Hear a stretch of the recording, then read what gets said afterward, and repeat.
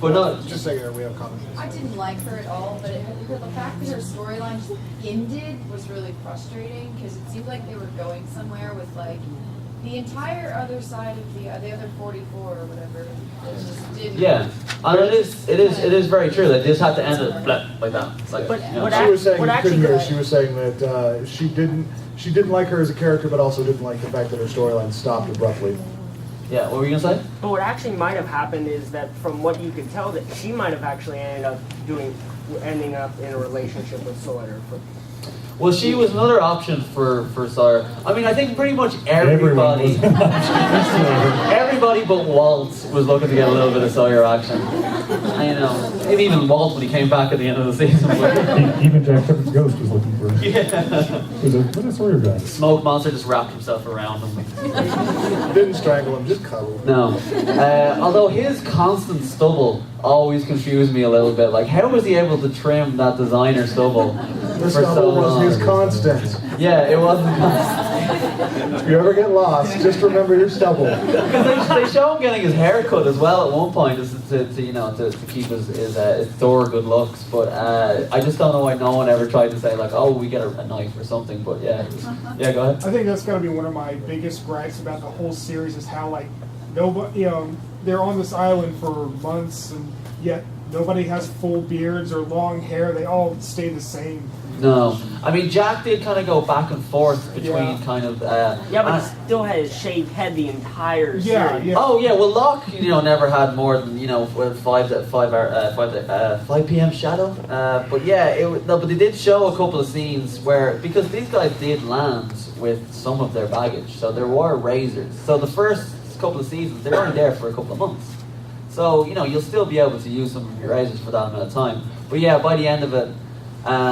I mean, I know they tried to plug some of those holes with the packages that were landing for Desmond, and the fact that there were supplies there that they could use, and then the others had their own supplies too. So when they met them, there was, I don't know. I mean, yeah, it was one of those things that the consistency wasn't always great as far as those little details.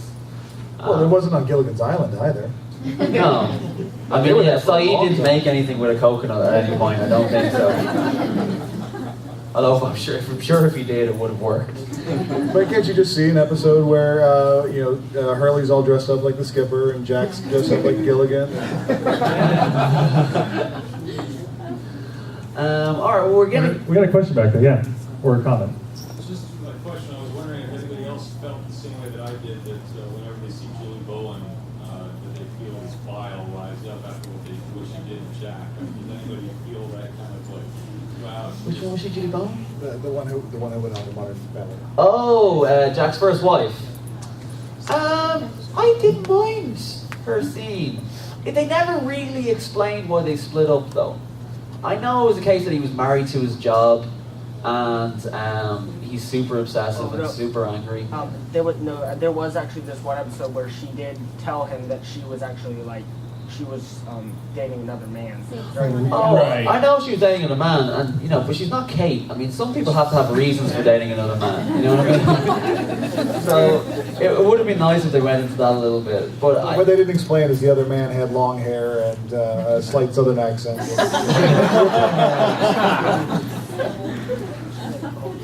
that was one thing too that they kind of they tried to do. They tried to have everybody's lives intersect, like when Jack was in the police. Boone was in the police department in Australia trying to get Shannon's boyfriend to go disappear. Sawyer was in the background getting arrested too, and all those kind of little things when they tried to make them connect. I don't know if it necessarily worked, but because it was something that I think they every now and again they thought of, like, well, maybe we could shove him in here. Right. Well, yeah, because I mean, I remember one of the first I noticed which I never fully understood, was when it was the episode, I believe it's the episode where Jen got son a dog, and you see in the background that on Japanese television they were showing you, or Korean television, that they were that a guy in LA won the lottery. Yeah, that Hurley was winning the lottery. It's like, it makes the world new. Chubby guy wins money. Buy his candy factory. His dad left him. Actually, bought the chicken joint. Like, see, okay, if there was if it wasn't bad, if I remember correctly, it was the lottery winner, because they hadn't told you about the meteor hitting the chicken joint. Now, the meteor hitting the chicken joint, that might have made the world news. That's very true. In order of, sort of a, on the last note for today, chicken joint in LA gets hit by meteor. Well, meteorite. Yeah, Sorry, made other things. But no, this seems I'm staring at this man couples thing that I thought you had written down, and I'm fascinated by this. There was, if I remember, correct me if I'm wrong, there was no actual gay people on the show. Tom.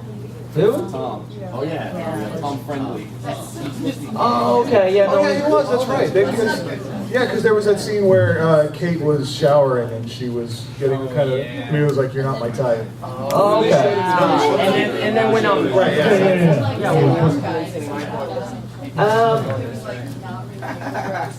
Yeah, there's not really. That's not much of a character in 6 seasons to really kind of cover that that part of the world. I guess. And especially for a show that seemed to go out of its way to make as much diversity as possible. Yeah. Yeah, I mean, like, I have to admit, and this is probably really bad, but when someone said, was anyone expecting Bernard to be black?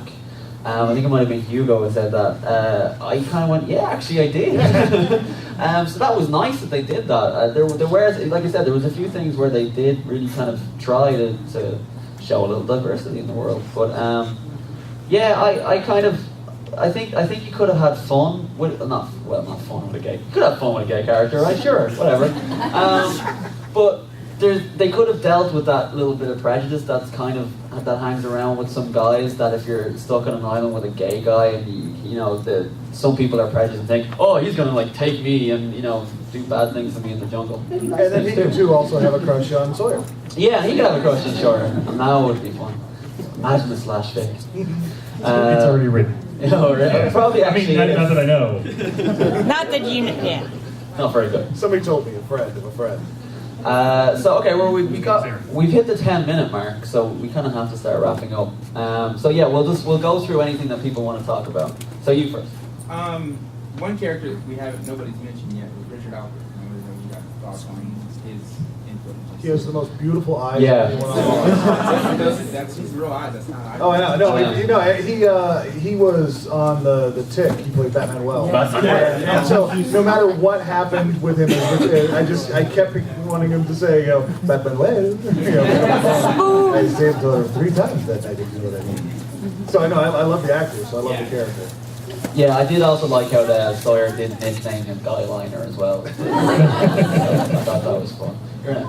One of the couples I was kind of surprised nobody mentioned was Locke and Katie Seagal. Because that was like the only part of his life where like he was getting crapped on by everyone all the time. Yeah, but again, they didn't end up together. Terribly. Yeah, like everything else in his life, it ended terribly. Like while they were together, it seemed like he was like the only time in his life he was actually like legitimately happy. Helen was the name of that character. Right, but one of the episodes I watched last was the one where he was still stalking his father, and she threw the key, and you realize that they were in love, but it seemed like she tolerated him, and it almost seemed like a pity relationship. I don't see it that way. I think that because they met at that version of AA that they were Dad's going Anonymous. To. Dad's Anonymous. Dad stole my kidney Anonymous. And they met there, so she was a bit like with what you were saying with Jack and Kate. She was able to kind of help him in a lot of ways. She'd been there, she'd gone through the same kind of problems, and she knew that he was a good guy, so she wanted to help him through those issues. So I thought they were a great relationship, and another really sad thing about his life. But I wish, unfortunately, she was going to come to the con, and she unfortunately cancelled, so it was a shame we didn't get to see her. I think, Lil, you were next.